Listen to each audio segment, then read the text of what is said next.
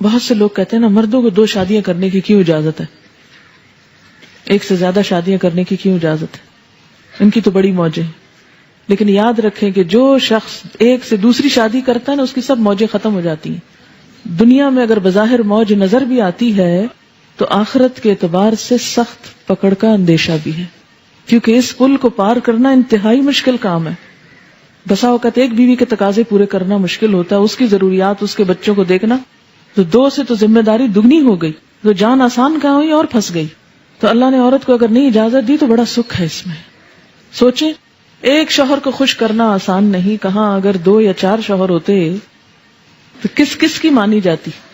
یہ ہنسنے کی بات نہیں ہے، تو رونے کی بات ہے اس کانسیپٹ پہ، کیونکہ بہت سی عورتیں یہ اعتراض کرتی ہیں یہ تو ظلم ہے، جینڈر ڈسکریمنیشن ہے، مردوں کے لیے تو 4 شادیاں ہیں اور عورتوں کو تو بس باندھ کے قید کر کے رکھ دیا گیا ہے. اسی قید میں آزادی ہے، اسی قید میں بھلائی اور خیر خواہی ہے. اگر پریکٹیکلی یہ رکاوٹ نہ ہوتی، اوروں کو روک کے نہ رکھا جاتا اور آزادی دے دی جاتی تو عورت کا قیمہ ہو جاتا. اگر ایک سے زیادتی ہو جاتی ہے تو معافی مانگنے میں، منانے میں دوسرے کو، روٹھے ہوئے کو اور نہ سمجھا کریں، آپس ہی کا معاملہ ہے. جیسے غصہ آ گیا نا، ایسے ہی صلح کرنے میں بھی دیر نہیں کرنی چاہیے. صلح کر لو، آپس میں اتفاق کر لو. ان یصلح بینہما صلحا والصلح خیر، اور صلح کر لینا اچھا ہے. اس لیے کہ شادی صرف وقتی جذبات کے تحت نہیں ہوتی، شادی تو ایک خاندان بنانے کے لیے ہوتی ہے، اور اس خاندان میں نئی نسل کے پروان چڑھانے کے لیے ہوتی ہے. انسانیت کی تعمیر اور تربیت کے لیے گھر بنایا جاتا ہے. اس لیے انسانوں کی بھلائی، آئندہ نسلوں کی بھلائی اس میں ہے کہ آپس میں بنا کے رکھیں، ایک دوسرے کی عزت کریں، ایک دوسرے کا خیال کریں. یعنی نہ تو مرد چھوٹی چھوٹی بات پہ آپے سے باہر ہو، اور نہ عورت چھوٹی چھوٹی بات کو بہت محسوس کرے، وہ بھی اس کا مزاج سمجھنے کی کوشش کرے.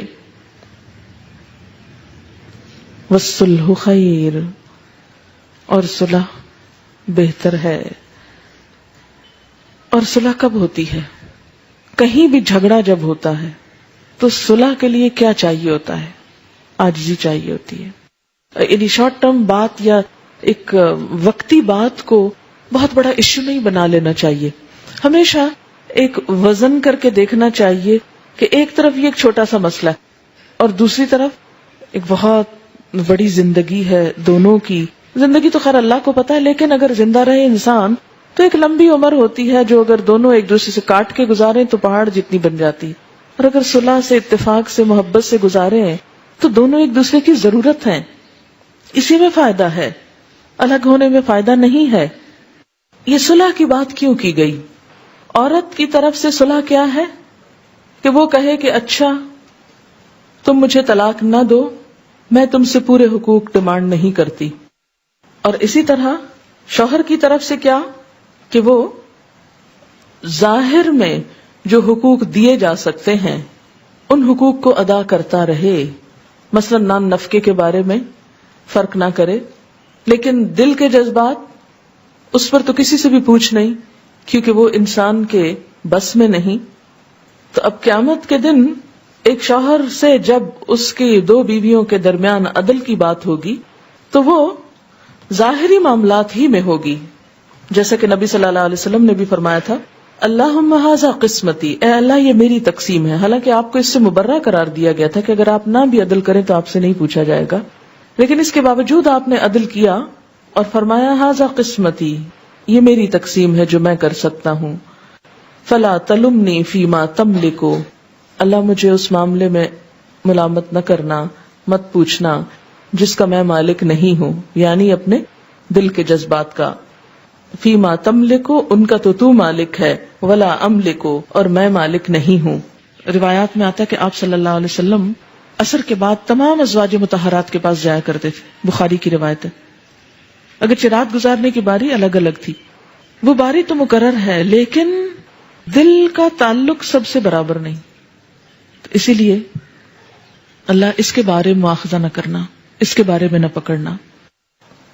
تو ایسے میں کیا ہے کہ ایک عورت شوہر سے پورے حقوق ڈیمانڈ نہ کرے کہ اسے قلبی محبت بھی اتنی ملے جتنی دوسری بیوی کو مل رہی ہے، اور کہے کہ اگر اتنی نہیں تو میں جا رہی ہوں. وہ چلی جائے، نقصان زیادہ ہے جانے میں بنسبت اس کے کہ وہ رہے اور پورے نہیں تو آدھے حقوق پر گزارا کر لے اور اصلاح ہوتی رہے. اور اس میں دراصل تو شوہر کو تلقین کی جا رہی ہے کہ وہ دوسری بیوی یا دوسری شادی کے شوق میں پہلی بیوی کو پوری طرح اگنور نہ کر دے، اس کے حقوق بھی اس کو دیتا رہے. اب آپ کہیں گے کہ وہ دوسری شادی کی کیوں، وہ نہ کرے. یہ کہا جانا چاہیے تھا کہ وہ دوسری طرف مائل ہی نہ ہو، دوسری طرف جائے ہی نہ. اب دیکھیں کہ بعض اوقات ایسا بھی ہوتا ہے کہ ایک عورت ذہنی توازن کھوئے ہوئے ہوتی ہے، یا ایسی نفسیاتی مریض ہوتی ہے کہ ہر وقت صرف شوہر کو ستاتی ہے، یا بعض اوقات بچے نہیں پیدا کر سکتی، یا کوئی اور ایسا سقم ہو سکتا ہے کہ جو اس شوہر کے قابل نہیں وہ عورت. اب آپ دیکھیں کہ آپ آنکھیں بند کر کے صرف عورت کو حق دلوانے پہ تلے ہوئے کہ ہر طرح کی قانونی جکڑ بندیوں کے ساتھ عورت کو تو پورا مل جائے. تو کبھی آپ نے سوچا کہ دوسری طرف اس مرد کا کیا قصور ہے؟ آخر اس کے بھی جذبات ہیں، اس کے بھی احساسات ہیں، اس کو بھی زندہ رہنا ہے.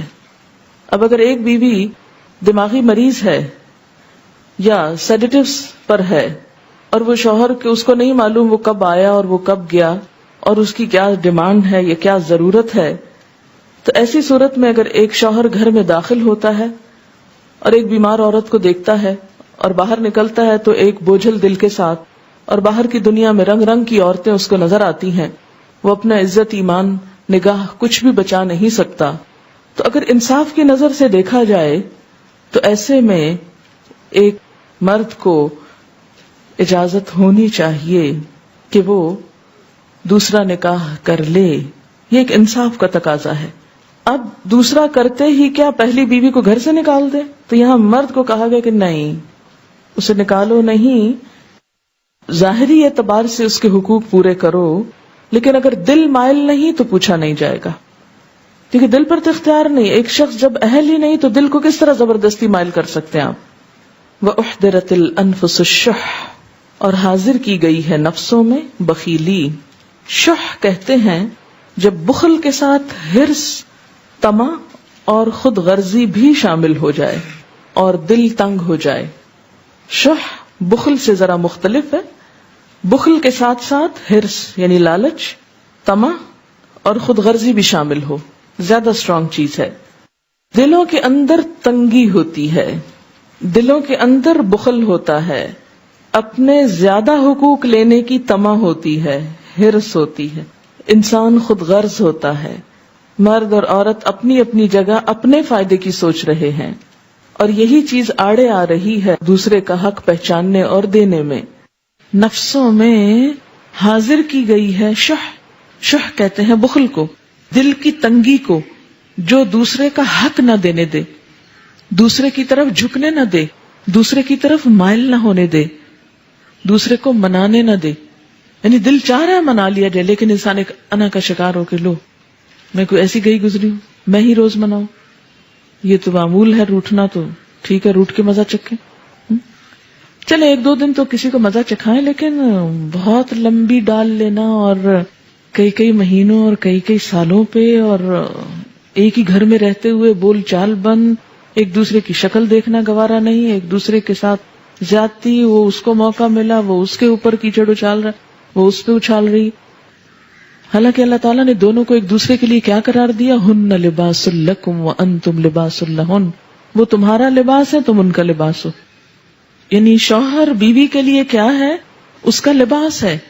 اگر بیوی اس کی برائیاں کرتی ہے، اس پہ چھینٹے پھینک رہی ہے، اس پہ کیچڑ اچھال رہی ہے، تو وہ اپنا لباس داغدار کر رہی. اور اسی طرح بیوی کیا ہے؟ شوہر کا لباس ہے، اس کی عزت ہے، وقار ہے، اس کا سکھ ہے، چین ہے، زینت ہے. اور اگر وہ دوسروں کو بھری محفل میں بیٹھ کے اس کی برائیاں کر رہا ہے، لوگوں کے سامنے اس کو بدنام کر رہا ہے، تو اس کا نہیں، اپنا ہی بگاڑ رہا ہے، اپنے اوپر کیچڑ پھینک رہا ہے. تو اس معاملے میں دونوں ہی کو احتیاط برتنے کی ضرورت ہے. والصلح خیر، بنا کے رکھو، اسی میں بھلائی ہے، اسی میں عزت ہے، اسی میں بچوں کا مستقبل ہے، اسی میں دین ایمان کی عزت و عصمت کی حفاظت ہے، اسی میں خاندان والوں کے لیے بھی سکھ اور چین ہے.